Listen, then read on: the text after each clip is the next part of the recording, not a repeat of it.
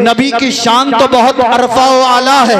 नबी के गुलामों के गुलाम सलमान अजहरी का मुकाबला ना कर सके, तुम पैगंबर आजम की बात कर रहे हो। जी जी बिल्कुल सही। गौसे आजम के गुलाम सलमान अजहरी का मुकाबला नहीं कर सकते, तुम जो है पैगंबर आजम की बात कर रहे हो।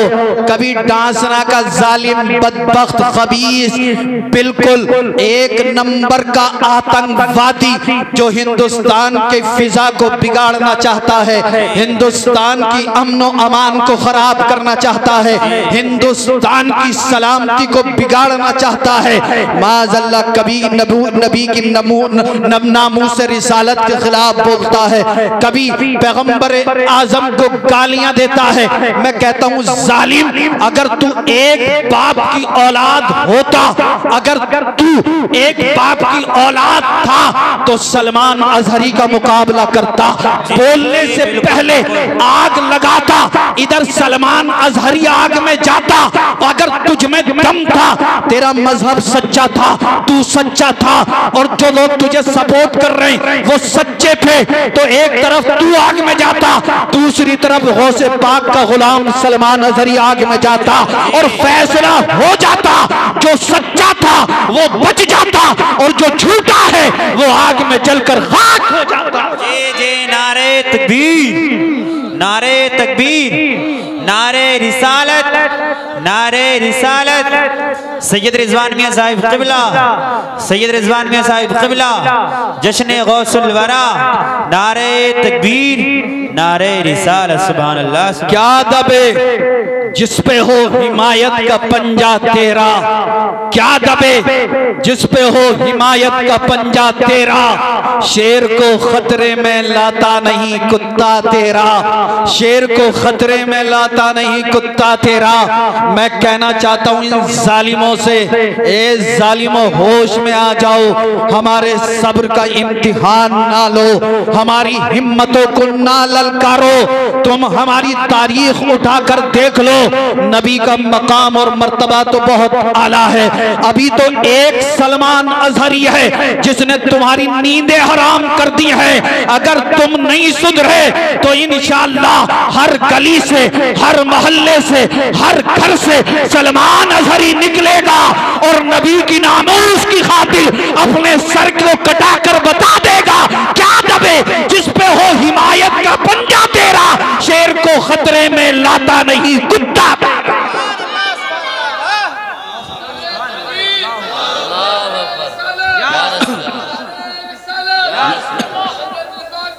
जिंदाबाद जिंदाबाद। क्या दबे जिस पे हो हिमायत का पंजा तेरा, शेर को खतरे में लाता नहीं कुत्ता तेरा। और इमाम अहमद रजा खान फाजिल बरेलवी तो यूं फरमाते हैं कि खाक हो जाए अदू जलकर मगर हम तो रजा, खाक हो जाए अदू जलकर मगर हम तो रजा, दम में जब तक दम है जिक्र उनका सुनाते जाएंगे, दम में जब तक दम है जिक्र उनका सुनाते जाएंगे। अरे अकेला सलमान अजहरी नहीं बल्कि हिंदुस्तान का एक एक मुसलमान नामूस रिसालत की खातिर अपने सर को कटाने के लिए तैयार है। नबी की इज्जत, नबी की इज्जत की खातिर हम अपना सर तो क्या, नबी की इज्जत की खातिर सर देना पड़ेगा दे देंगे, इज्जत देनी पड़ेगी दे देंगे, मकाम देना पड़ेगा दे देंगे, अपनी औलादों को कुर्बान करना पड़ेगा कर देंगे, मकान तुड़वाने पड़ेंगे तुड़वा लेंगे, मगर नबी की इज्जत पे आंच नहीं आने देंगे।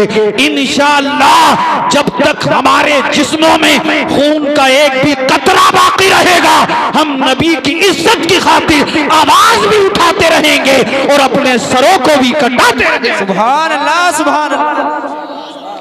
क्या दबे क्या दबे जिस पे हो हिमायत का पंजा तेरा, शेर को खतरे में लाता नहीं कुत्ता तेरा। मैं कहना चाहता हूँ ए जालिमो, मुसलमानों के सब्र का इम्तिहान ना लो। तुम क्या समझोगे? हमें ये समझ रहे हैं कि इनके पास पावर नहीं है, इनके पास ताकत नहीं है, इनके पास जो है इनके पास पावर नहीं, ताकत नहीं, मुसलमानों को कोई सपोर्ट करने वाला नहीं। मैंने कहा तुम बेवकूफ हो, मुसलमानों के सब्र का इम्तिहान ना लो। हमें सपोर्ट करने वाला हमारा पीर है, हमें सपोर्ट करने वाला अल्लाह अल्लाह बगदाद की सरजमीन पर पीरे पीरा मीरे मीरा गौसे समदानी, अल्लाह अल्लाह गौसे समदानी कुतुब रब्बानी शेख सैयदुना अब्दुल कादिर जीलानी है। शेख सैयदुना अब्दुल कादिर जीलानी फरमाते हैं, मुझसे मोहब्बत करने वाला, मुझसे चाहने वाला, मुझसे अकीदत रखने वाला मेरा मुरीद दुनिया के किसी भी खित्ते में हो, जब वो मुझे पुकारता है, अल्लाह ने मुझे ये ताकत अता की है, मैं अपने चाहने वाले की मदद के लिए पहुंच जाता। सुभान अल्लाह, सुभान अल्लाह, वाह भाई वाह। अगर हमने अपने पीर से कह दिया तो समझ लो बेड़ा गर्क हो जाएगा बेटे। हाँ, हल्के में ले रहे हैं, मगर भाई तुम भी पूरे वाले हो। मैंने क्यों कह दिया पूरे वाले? नाम तो खूब ले रहे हैं कि गौसे पाक का दामन नहीं छोड़ेंगे, मगर नमाज भी एक टाइम की नहीं पढ़ेंगे। हाँ यार, अब जब आप नमाज पढ़ने नहीं आओगे तो लोग आपकी मस्जिदें तोड़ेंगे। आप अहकाम कुरान पे अमल नहीं करोगे तो लोग कहेंगे कि हम कुरान से आयतें निकाल देंगे। अगर हम 5 वक्त के नमाजी बन जाएं, अगर हम अहकाम कुरान के पाबंद हो जाएं, तो दुनिया में किसी की हिम्मत नहीं जो हमारी तरफ आंख उठा के देख ले। जब कोई इंसान अहकाम कुरान पर अमल करता है, पैगंबर आजम की सुन्नतों पर अमल पैरा होकर दिखाता है, तो अल्लाह उसे एक ऐसी शान, ऐसा मकाम, ऐसा मर्तबा अता फरमाता है कि जब वो अपनी ताकत, अपनी पावर, अपनी कुव्वत दिखाता है तो दुनिया की बड़ी सी बड़ी ताकत उसकी ताकत के सामने हेज नजर आती है। अगर आप मेरी बात को ना समझे हो तो मैं आपको समझाना चाहता हूँ कुरान के हवाले से। कुरान में रब फरमाता है, इन्ना फी खल्किस समावाति वल अर्द वख्तिलाफिल लैली वन नहार लआयातिल लिउलिल अलबाब। रब फरमाता, बेशक आसमानों और जमीनों को पैदा किए जाने में, शबो रोज के इनकलाब में अकल वालों के लिए निशानियां मौजूद हैं जिससे वो हमें पहचाने और हम तक पहुंचे। अल्लाह ने अपनी मार्फत के लिए चांद को पैदा किया, अल्लाह ने अपनी मार्फत के लिए सूरज को चमक दी, अल्लाह ने अपनी मार्फत के लिए सब्ज़े उगाए, अल्लाह ने अपनी मार्फत के लिए दरख्त पैदा किए। मैं कहना ये चाहता हूँ कि आप इस कायनात का तज्जिया फरमा कर देख लें तो मार्फत इलाही और उसकी कुदरत की जो हिकमत है वो सब कुछ समझ में आ जाएगी। मगर इसके बावजूद कितना बड़ा अफसोस है कि जो चीजें अल्लाह ने अपनी मार्फत के लिए पैदा फरमाई, जो चीजें अल्लाह ने अल्लाह तक पहुंचाने के लिए पैदा फरमाई, इंसानों ने उन्हीं चीजों को अपना खुदा बना लिया।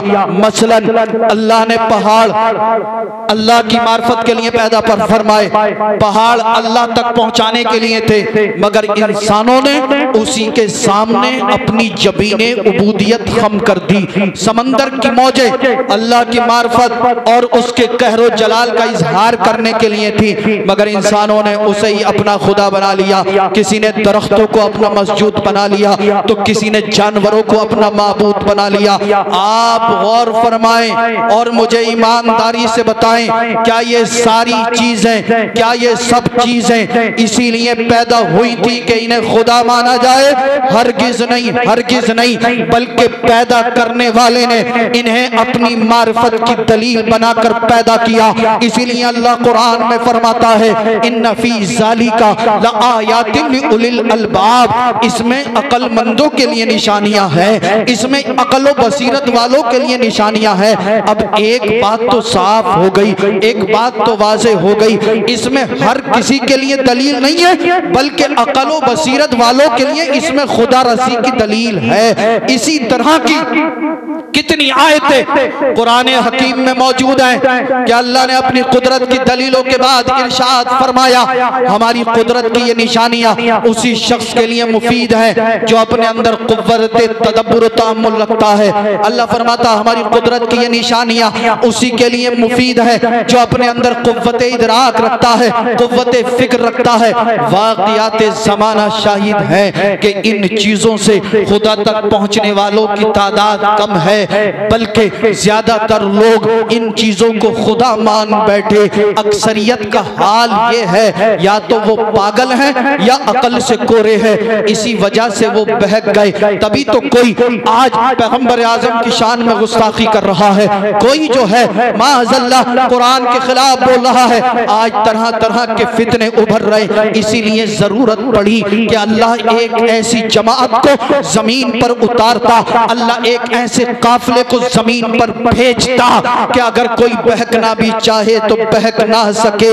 अल्लाह ने अपने बंदों की हिदायत के लिए, अपनी मखलूक की हिदायत के लिए अंबिया किराम को दुनिया में भेजा, नबूवत और रिसालत से सरफराज फरमाया, इल्म और हिकमत अता की और ऐसे ऐसे महासिन और कमालात दिए कि पूरी दुनिया में अंबिया किराम के अलावा वो किसी को ना मिले। जो जिस तरह से मुकाबला करना चाहता था वैसे ही उसका जवाब देने की ताकत और सलाहियत अता की गई। आप समझे नहीं होगे, जब फिरऔन ने खुदाई का दावा किया, फिरऔन ने तकब्बुर किया, घमंड किया, तकब्बुर और घमंड का पुतला बनकर फिरऔन ने अपनी ज़बान हाल से कहा, व अना रब्बुकुमुल आला, मैं तुम्हारा सबसे बड़ा रब हूँ, मैं तुम्हारा सबसे बड़ा खुदा हूँ। अल्लाह ने मूसा अलैहिस्सलाम को भेजा और कहा, ए मेरे पैगंबर मूसा, बनी इसराइल की तरफ जाओ, बनी इसराइल को हिदायत करो और जाओ फिरऔन के दरबार में जाना।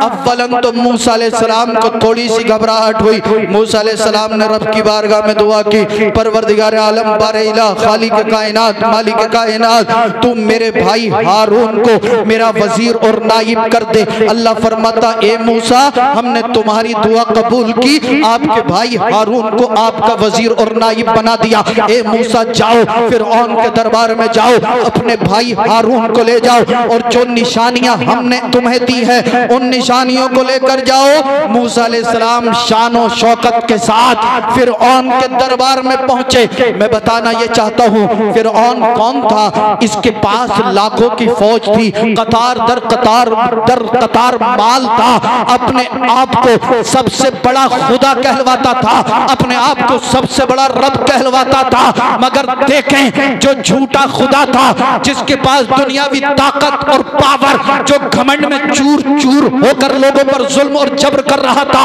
जब एक नबी से उसका मुकाबला होता है तो उसकी हेकड़ी धरी की धरी रह जाती है। मूसा अलैहिस्सलाम आए और फरमाया, ए फिरऔन, बनी इसराइल को मेरे हवाले कर दे। कहा, तुम कौन हो? कहा, मैं अल्लाह का नबी हूं, अल्लाह ने मुझे नबूवत और रिसालत से सरफराज किया है। फिरौन घमंड में बोला, तकब्बुर में बोला, खुदा तो मैं हूं, रब तो मैं हूं, मैंने तो तुम्हें नबी नहीं बनाया, मैंने तो तुम्हें नबूवत नहीं दी। मूसा अलैहिस्सलाम ने जवाब दिया, तेरी क्या औकात, तेरी क्या हैसियत? मैं उस रब का भेजा हुआ हूं जो तमाम कायनात को पालता है। मैं उस खुदा का नबी हूं जिसने तमाम कायनात की तख्लीक फरमाई है। मैं उस खुदा का नबी हूं जिसने तमाम कायनात को वजूद बख्शा है। फिरौन ने कहा, अच्छा नबी हो, रसूल हो, पैगंबर हो, कोई निशानी दिखाओ। मूसा अलैहिस्सलाम ने अपने दस्ते पाक को अपनी बगल में डाला और जब निकाला तो वो रोशन हो गया, मुनव्वर हो गया, चमकने लगा। फिरौन ने कहा, मैं इस निशानी को नहीं मानता, ये एक जादू है, जादू है, जादू है, जादू।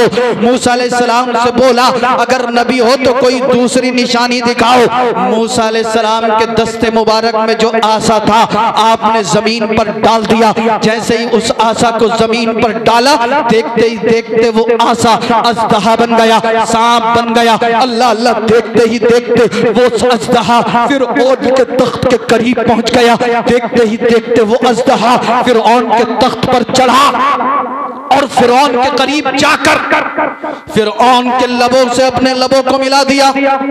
देखते ही देखते उस अजदहे ने फिरौन के लबों से अपने लबों को मिलाया और अपने होठों को फिरौन की दाढ़ी पे लपलपाना शुरू कर दिया। फिरौन को पसीना छूट गया, एक ही झटके में सारी हेकड़ी निकल गई। बोला मूसा मुझे इस अजदहे से बचाओ। अब आप देखिए, अपने आप को रब कहलवाता था, खुदा कहलवाता था, और इसकी औकात और हैसियत नबी के सामने ऐसी है, नबी से मदद मांग रहा है। कह रहा है मूसा मुझे इस अजदहे से बचाओ। मूसा अलैहिस्सलाम आगे बढ़े, उस अजदहे को छुआ तो वो दोबारा आसा बन गया। अल्लाह अल्लाह, लाखों की फौज कतार दर कतार माल अपने पास ताकत रखता था, पावर रखता था, हुकूमत रखता था, मगर अल्लाह के सच्चे नबी, अल्लाह के सच्चे पैगंबर, अल्लाह के सच्चे बंदे से मुकाबला हुआ तो एक झटके में सारी हेकड़ी निकल गई और मूसा अलैहिस्सलाम ने सेकंडों में फिरऔन को उसकी औकात याद दिला दी। मैं कहना चाहता हूँ जालिमों से, ए जालिमों, अगर तुम्हारे पास दौलत है, ताकत है, हुकूमत है, पावर है, तो ज्यादा घमंड में आने की जरूरत नहीं है। जिस दिन किसी अल्लाह के सच्चे वली से मुकाबला हो गया, एक सेकंड में औकात नजर आ जाएगी, एक सेकंड में हेकड़ी नजर आ जाएगी। अरे क्या दबे जिस पे हो हिमायत का पंजा तेरा, शेर को भी खतरे में लाता नहीं कुत्ता। नारे तकबीर, नारे रिसालत, मसलके आला हजरत सैयद रिजवान मियां साहिब क़िबला, नारे तकबीर, नारे रिसालत। एक झटके में पसीने छूट गए, सारी हेकड़ी निकल गई और सारी हेकड़ी निकल गई। मूसा अलैहिस्सलाम ने एक सेकंड में फिरौन को उसकी औकात याद दिला दी।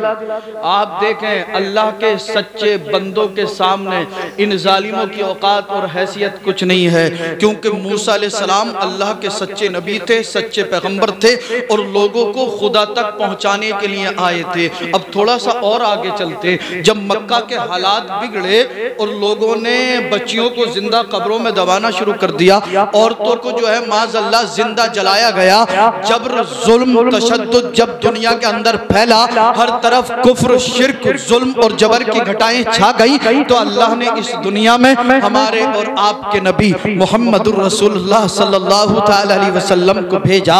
अल्लाह के महबूब ने ऐलान किया, ए लोगो, तुम जो माबूदाने बातिला की परस्तिश करते हो छोड़ दो, अल्लाह एक है, एक अल्लाह की इबादत करो। मैं अल्लाह का नबी हूँ, मुझे अल्लाह का नबी मानो।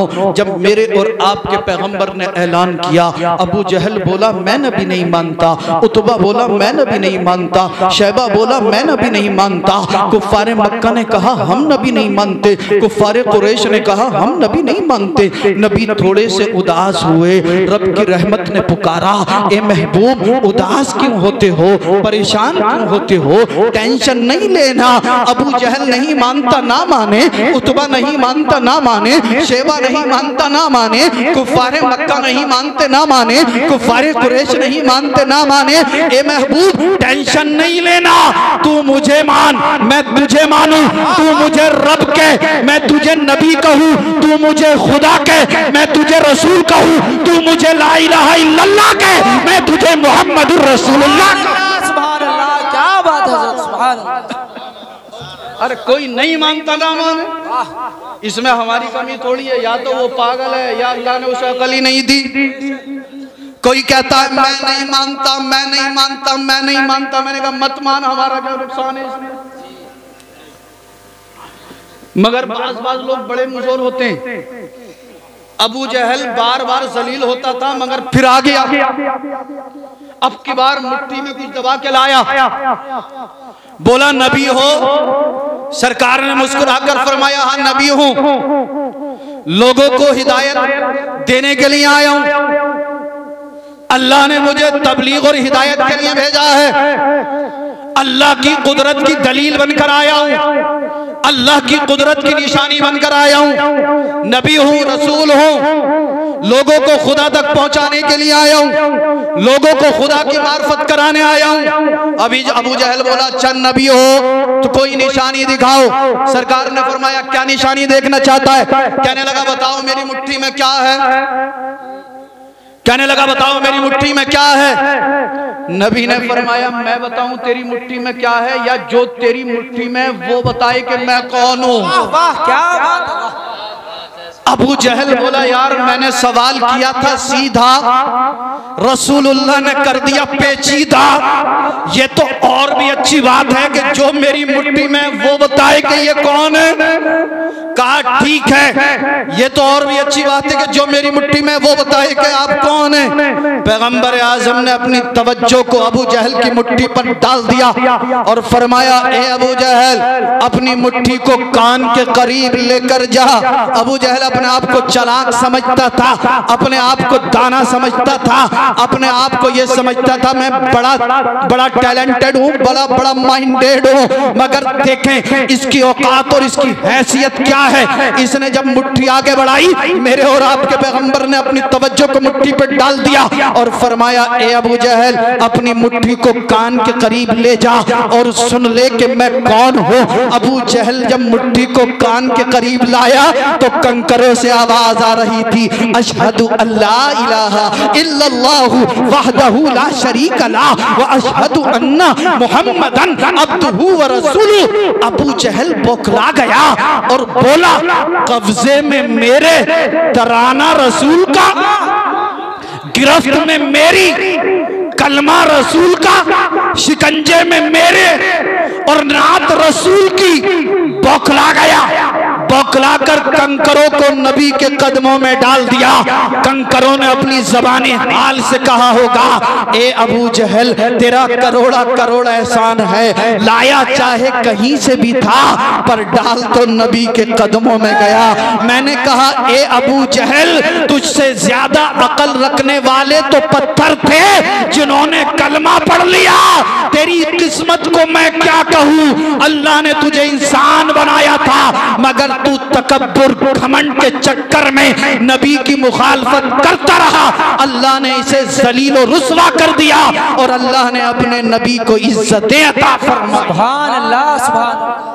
अब बहुत सारे लोगों ने जब नबी का ये मौजज़ा देखा, अल्लाह की कुदरत की ये निशानी देखी तो कलमा पढ़ के मुसलमान हो गए। इसी तरह से बहुत सारे वाक़यात अहदीस मुस्तफ़ा में आपको मिलेंगे। कोई कहता है नबी हो तो दरख्त को बुलाकर दिखाओ, पैगंबर आज़म ने इशारा किया दरख्त चलकर आ गया, कुछ लोग कलमा पढ़ के मुसलमान हो गए। किसी ने कहा अगर नबी हो तो मुझे बीमारी से ठीक कर कर दिखाओ, पैगंबर आज़म ने किसी के फूंक मार दी, किसी को लुआबे दहन खिला दिया। अल्लाह ने बहुत सारे लोगों को बीमारियों से शिफा दे दी, क्योंकि मेरे और आपके नबी लोगों के लिए दलील बनकर आए थे, अल्लाह की कुदरत की निशानी बनकर आए थे, लोगों के लिए अल्लाह की मार्फत बनकर आए थे। अब जो अकल व बसीरत वाले लोग थे वो कलमा पढ़कर मुसलमान हो गए और जो अकल से कोरे थे वो कलमे की दौलत से महरूम रह गए।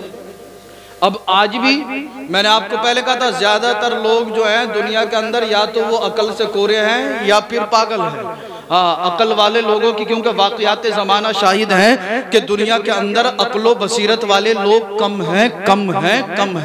अगर अकलो बसीरत होती तो कोई नबी की शान में गुस्ताखी नहीं करता। अब आप कहोगे यार जब तो नबी थे, अबू जहल की मुट्ठी पे तवज्जो डाली, कंकरों ने कलमा पढ़ लिया, अब हमें बचाने के लिए कौन आएगा?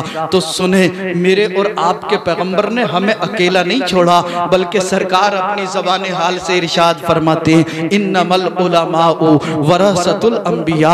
उलमा जो हैं वो अंबिया के वारिस हैं। कुरान कहता है इन्नमा यख्शल्लाह मिन इबादिहिल उलमा, बेशक तुम में सबसे ज्यादा अल्लाह से डरने वाले वो लोग हैं जो इल्म रखते हैं, जो कुरान और सुन्नत का इल्म रखते हैं। अब पता चल गया अंबिया के सच्चे वारिस वो आलिम हैं जिनके जिस्म का रुआ रुआ खुदा के खौफ से कांपता है, जिनके जिस्म का रोंगटा का रोंगटा खुदा के खौफ में डूबा रहता है। अल्लाह अल्लाह अल्लाह के महबूब ने मुझे आपको अकेला नहीं छोड़ा, बल्कि अब अल्लाह की कुदरत की निशानियां दिखाने के लिए उलमा मौजूद है, सिद्दीकीन मौजूद है, सालिहीन मौजूद है। पैगंबर आजम दारे फानी से कूच कर गए, पैगंबर आजम ने दुनिया से पर्दा फरमाया, सरकार ने दुनिया से रहलत फरमाई, तो सहाबाए किराम ने करामतें दिखाई और लोगों की हिदायत फरमाई। सहाबाए किराम के बाद ताबईन ने लोगों को जो है करामतें दिखाई और लोगों की हिदायत फरमाई।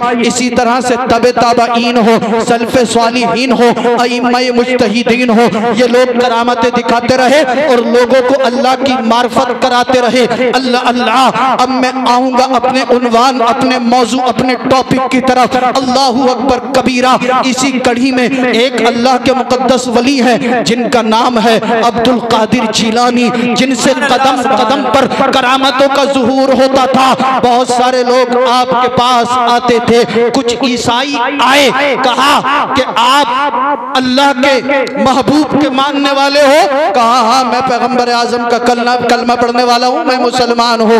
उन्होंने आकर सवाल कर दिया, हम ईसाई हैं, हम तुम्हारे नबी को नहीं मानते। कहा क्यों नहीं मानते? अल्लाह अल्लाह, ईसा अलैहिस्सलाम भी अल्लाह के पैगंबर हैं और हमारे नबी भी अल्लाह के नबी हैं, तुम क्यों नहीं मानते? तो इन ईसाइयों ने कहा हम नबी नहीं मानते। कहा क्यों नहीं मानते?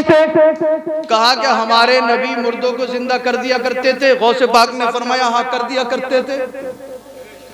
तो ये कहते हैं भाई ये बताओ क्या तुम्हारे नबी ने कभी किसी मुर्दे को जिंदा किया? अब गौसे पाक जानते थे मैं इन्हें हदीस सुनाऊंगा, ये कहेंगे हम नहीं मानते, क्योंकि अल्लाह का वली जब जवाब देता है तो सामने वाले को लाजवाब कर देता है। गौसे समदानी कुतुब रब्बानी शेख सैयदना अब्दुल कादिर जिलानी ने फरमाया कि बात नबी की है, बात पैगंबर की है, बात रसूल की है। अब तुम्हारे सामने नबी नहीं, नबी के गुलामों का गुलाम, गुलामों का गुलाम अब्दुल कादिर जिलानी है। अगर मैं तुम्हें मुर्दा को जिंदा करके दिखा दूं तो क्या मेरे नबी की अजमत को मान लोगे? अल्लाह अल्लाह कहने लगे मान लेंगे, मान लेंगे, मान लेंगे। अब्दुल कादिर जिलानी ने फरमाया आधे इधर आ जाओ, आधे इधर आ जाओ। अल्लाह अल्लाह 20 लोग आए थे, आधे 10 इधर 10 इधर। गौसे पाक ने फरमाया मूतू, 10 के 10 मर गए। उन 10 से कहा चेक कर लो। जब उन्होंने चेक करा तो हैरान रह गए, सब के सब मुर्दा थे, किसी के अंदर जान ना थी। कहा ये क्या कैसे हुआ? कहा ये मत पूछो ये कैसे हुआ, मैं नबी नहीं हूँ, नबी के गुलामों का गुलाम अब्दुल कादिर जिलानी हूँ। आपने फरमाया कुम बिइज़्निल्लाह, 10 के 10 जिंदा हो गए। इधर वालों से कहा मूतू, मर जाओ, वो सारे जमीन पर गिर गए। फिर उनसे कहा चेक कर लो, उन्होंने चेक किया, सब मुर्दा थे। आपने फरमाया कुम बिइज़्निल्लाह, अल्लाह के हुक्म से जिंदा हो जाओ, खड़े हो जाओ। अल्लाहू अकबर, 10 खड़े हो गए। 20 के 20 ने जब गौसे आजम की इस करामत को देखा, खुदा की कुदरत की इस निशानी को देखा तो पुकार उठे, अरे जब बगदाद के अब्दुल कादिर की शान का आलम ये है तो फिर मदीने वाले नबी की शान का आलम क्या? नारे तकबीर, नारे रिसालत, मसलके आला हजरत जश्न गौसुल वरा सैयद रिजवान मियां साहिब क़िबला, नारे तकबीर, नारे रिसालत। वाह क्या मर्तबा ए गौस है बाला तेरा, ऊंचे ऊंचों के सरों से कदम आला तेरा।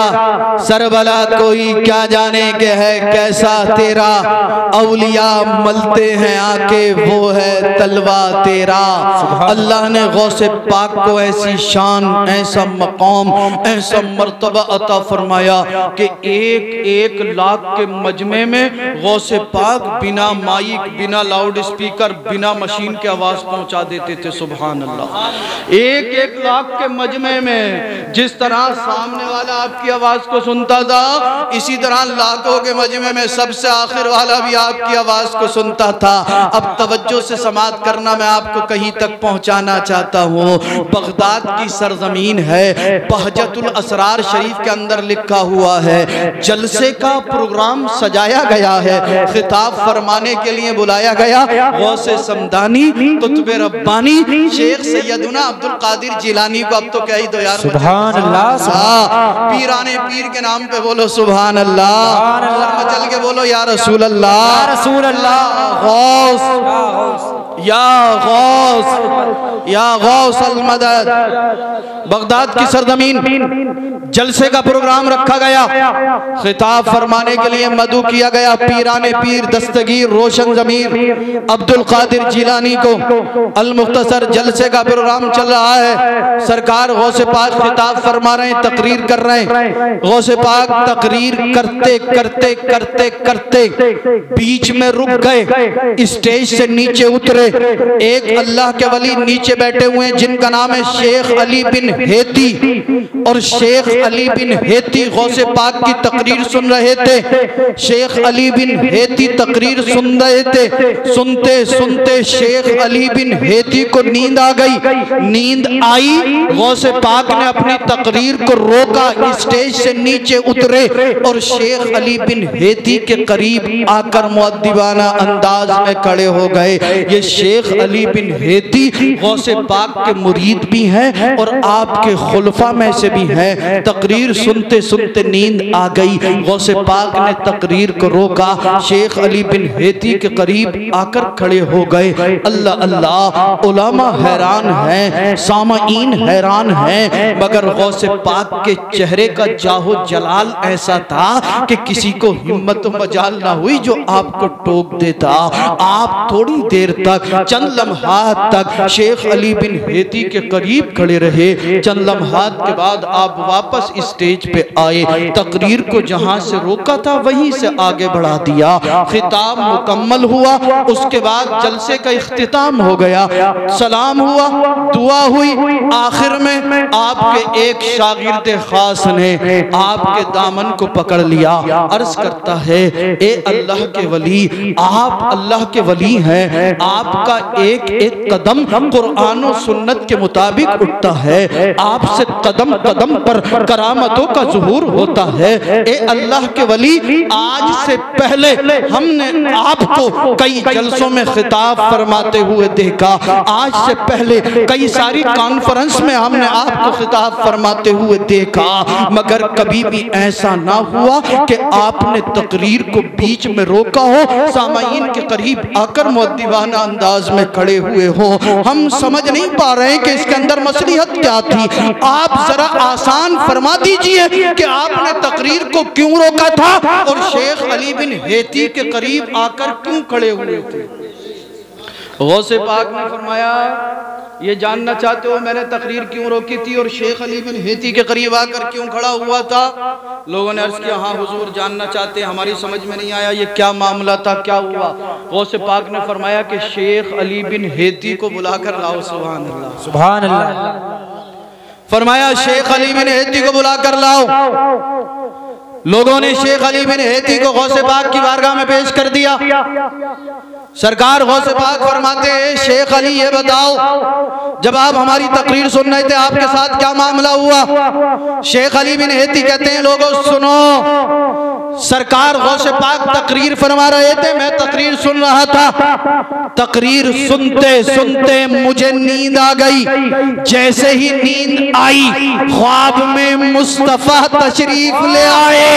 अब्दुल कादिर जिलानी फरमाते हैं, ए लोगों सुनो, शेख अली बिन हेती हालत ख्वाब में मुस्तफा का दीदार कर रहे थे और मैं अब्दुल कादिर हालत बेदारी में मुस्तफा का दीदार कर रहा था। इसी वजह से मैंने तकरीर को रोक दिया था और शेख अली बिन हेती के करीब आकर खड़ा हो गया था। मेरा इमाम जब इस करामत को पढ़ता है तो बरेली से पुकार उठता है, वाह क्या मर्तबा, ए गौस है बाला तेरा, ऊंचे ऊंचों के सरों से कदम आला तेरा, सरबला कोई क्या जाने के है कैसा तेरा, औलिया मलते हैं आंखें वो है तलवार।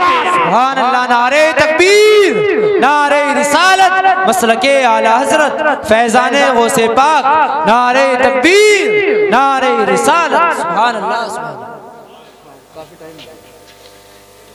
तो डरने की ज़रूरत नहीं है, हाँ परेशान होने की ज़रूरत नहीं है, घबराने की ज़रूरत नहीं है। जब अल्लाह ने हमें पीराने पीर जैसा पीर दिया तो फिर परेशान तो हमारे दुश्मन होंगे, हम थोड़ी होंगे, है ना।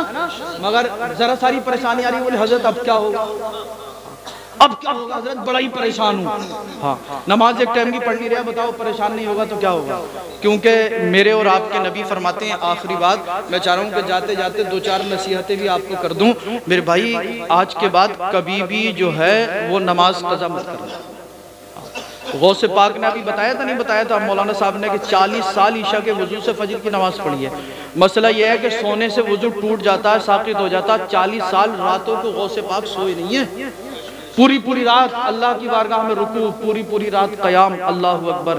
गौसे पाक 40 साल ईशा के वजू से फजर की नमाज पढ़ें। और हमारी हालत ये, फजर हम नहीं पढ़ रहे, ज़ोहर हम नहीं पढ़ रहे, असर हम नहीं पढ़ रहे, मगरिब हम नहीं पढ़ते, ईशा हम नहीं पढ़ते, और उसके बाद झूठ हम बोलें, चुगली हम करें, ग़ीबत हम करें, एक दूसरे में खामियां हम तलाश कर रहे हैं, एक दूसरे की बुराई हम कर रहे हैं। कौन सा गुनाह ऐसा बचा हुआ जो हमारे और आपके समाज में ना पाया जा रहा है मेरे भाई। ये मुसलमानों के काम नहीं है, गौसे पाक के मानने वालों के काम नहीं है, ये आशिक रसूल के काम नहीं है, ये हमारे और आपके काम नहीं है। जो जिस तरह का गुनाह कर रहा है, गुनाह से तौबा करे, अल्लाह की बारगाह में झुके, नमाजों की पाबंदी करो। नियाज भी हमारी है और नमाज भी हमारी है। बेशक जब आप नमाज पढ़ के, नमाज पंजगाना बाजमात अदा करके गौसे पाक की नियाज दिलाएंगे तो बुजुर्गान दीन फरमाते हैं कि गौसे पाक की नियाज की बरकत से अल्लाह ताला बड़ी बड़ी परेशानियां मुसलमानों की छोटी छोटी परेशानियों पर टाल देता है, और बहुत सारी परेशानियां न्याज की बरकत से अल्लाह दूर कर देता है। मगर पहले नमाज, उसके बाद नियाज। देखो देगे की देगे साफ कर दी, खाओ जितना अल्लाह ताला तुम्हें दे रहा खूब खाओ, लंगर पे लंगर चलाओ, मगर खाने से ज्यादा नमाज की भी पाबंदी करो। इंग्लैंड से एक टीम आई थी दिल्ली के अंदर, और वो किसी चीज़ पर रिसर्च कर रहे थे। तो 11वीं शरीफ का महीना था, 11 तारीख थी, दिल्ली में लंगर चल रहा था। तो अंग्रेजों को आदत होती, वो हर चीज़ में टांग अड़ाती। उन्होंने जब देखा कि यार इतने सारे लोग और खाना जल रहा, तो पहले वो मिट्टी के बर्तन चलते थे, मिट्टी के कूंडे वगैरह, ताशले वगैरह। तो अंग्रेजों का जो उन डॉक्टरों का सबसे बड़ा बॉस था, जो उनका लीडर था, वो बोला कि यार जाके देख के आओ यहाँ क्या हो रहा। तो एक अंग्रेज आया, उसने इंग्लिश में पूछा, तो एक नौजवान इंग्लिश जानता था, उसने कहा कि भाई आप लोग क्या कर रहे हो। तो उसने कहा कि हम अपने बड़े पीर की याद मना रहे हैं। बोले याद में क्या है। बोले हम 11 तारीख है तो गौसे पाक के नाम पे लोगों को खाना खिलाते। उसने जाके अपने बॉस से बता दिया कि ऐसे ऐसे बात है। तो उस डॉक्टर ने कहा कि यार ये खाना खिला रहे हैं, इनसे पूछो तो सही खाने में क्या है। उसने आके पूछा भाई क्या है, तो मुसलमानों ने बताया कि खाने में बिरयानी है। अब इत्तिफाक से जो उन डॉक्टरों का बॉस था, उसे भी बिरयानी बहुत पसंद था। तो वो बोला एक डॉक्टर से कि इनसे जाके कहो कि क्या अब थोड़ी सी बिरयानी हमें मिलेगी। तो मुसलमानों में आदत होती है कि अगर न्याज की कोई चीज थोड़ी सी कोई मांगता है तो मुसलमान खूब भर के ले भैया न्याज का यार ले जमा के देते हैं उसे। तो मुसलमानों ने भी मिट्टी का वो ताशला लिया, कूंडा लिया, वो बिरयानी भरी और दे दी। अब जो डॉक्टरों का बॉस था, जब वो बिरयानी खाने बैठा तो पूरा कूंडा का कूंडा ही साफ कर दिया, पूरा ताशला साफ, इधर बिरयानी साफ की। मुसलमानों के करीब आया, बोला जल्दी से कलमा पढ़ा के मुसलमान बना लो। सुभान अल्लाह, सुभान अल्लाह, वाह वाह। जल्दी से कलमा पढ़ाओ, मुसलमान बनाओ। उसके साथ के जो डॉक्टर थे बोले यार हम तो तुझे बड़ा काबिल समझते थे, बड़ा अक्लमंद समझते थे, बड़ा दानिशवर समझते थे, लेकिन तू तो बड़ा बेवकूफ निकला, मुसलमानों की बिरयानी में मर गया। एक कूंडा बिरयानी खाई, अपना धर्म अपना मजहब चेंज कर लिया। एक कूंडा बिरयानी खाई, कलमा पढ़ के मुसलमान हो गया। उसने कहा ये लोगों सुनो, तुम क्या समझोगे, मैंने इंग्लैंड के 5 स्टार होटलों में बिरयानी खाई, अमेरिका के 5 स्टार होटलों में बिरयानी खाई, अफ्रीका के 5 स्टार होटलों में बिरयानी खाई।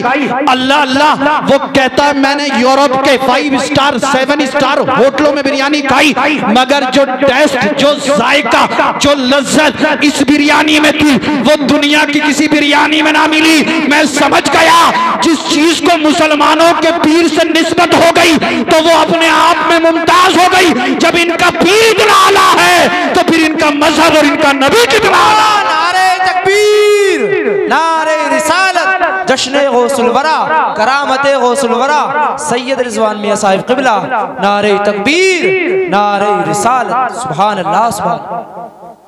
उसने एक ताशला खाई थी यार, कलमा पढ़ना मुसलमान हो गया।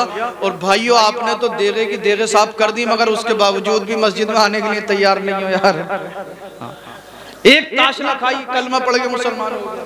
और यहाँ तो कहीं 20 दे गए, कहीं 10 दे गए, कहीं 50 दे गए और कहीं 100 दे गए, पूरा मोहल्ला चट कर जाता है। और नमाज में जाके देखो तो वही एक सफ में 15-20 नमाजी, या ज्यादा से ज्यादा होंगे, कहीं तो 2-3 सफ़े हो जाती हैं।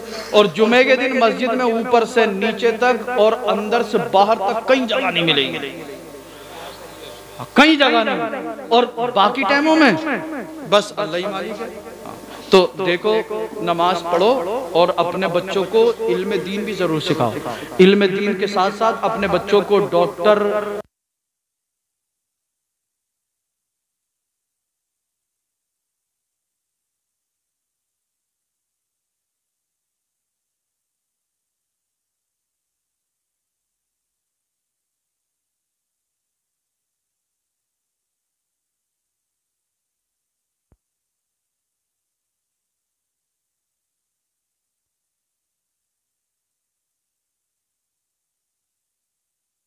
पूरे मोहल्ले में एक भी दरोगा नहीं मिला जी। दरोगा तो बड़ी बात है, होम गार्ड भी नहीं मिलेगा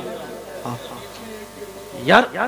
क्या मुझे लग रहा है शायद पूरे जिला संभल में मुसलमानों में एक भी IAS या IPS ना हो, है? अच्छा माशाल्लाह है, तो बड़ी अच्छी बात है, खुशी की बात है। अच्छा हाँ जी, अच्छा जज साहब हैं वो तो। अब ये पता नहीं उनके पास कौन सी डिग्री, अल्लाह बेहतर जाने, IAS है या IPS नहीं है। हाँ जी।